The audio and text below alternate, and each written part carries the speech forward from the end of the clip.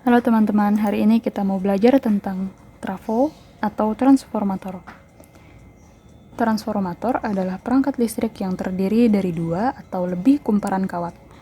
Digunakan untuk memindahkan energi listrik dari input ke output dengan cara mengubah medan magnet.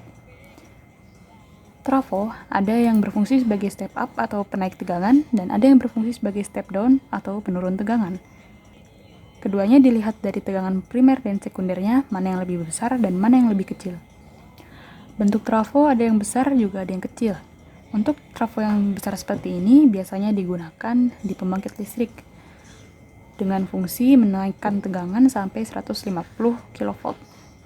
Trafo yang lebih kecil seperti ini biasanya digunakan sebagai komponen UPS atau dijadikan power supply. Bagian-bagian trafo. Bagian trafo terdiri dari inti besi, kumparan primer, dan sekunder. Inti besi ini ada bermacam-macam, ada tipe cangkang dan tipe inti. Inti besi terdiri dari lempengan-lempengan besi tipis terisolasi, dengan fungsi mempermudah jalannya flux magnet dan juga mengurangi suhu panas yang ditimbulkan. Prinsip kerja trafo. Yang bekerja pada trafo adalah defluxnya atau determinan flux. Perubahan deflux ini muncul dari medan magnet trafo. Medan magnet muncul dari lilitan pada trafo. Intensitas medan magnet tergantung pada arus yang mengalir ke kumparan. Medan magnet pada lilitan primer akan menginduksi GGL pada kumparan sekunder, sehingga terjadi limpahan daya dari kumparan primer ke sekunder. Sehingga terjadilah perubahan tegangan listrik yang menyesuaikan lilitannya, apakah tegangan ini menjadi lebih rendah atau lebih tinggi. Karena trafo bekerja dengan deflux, dia hanya muncul dari sinyal atau gelombang sinus, yaitu gelombang AC.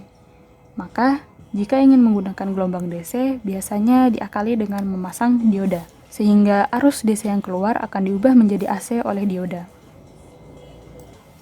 Kegunaan trafo, contohnya dalam sistem transmisi listrik.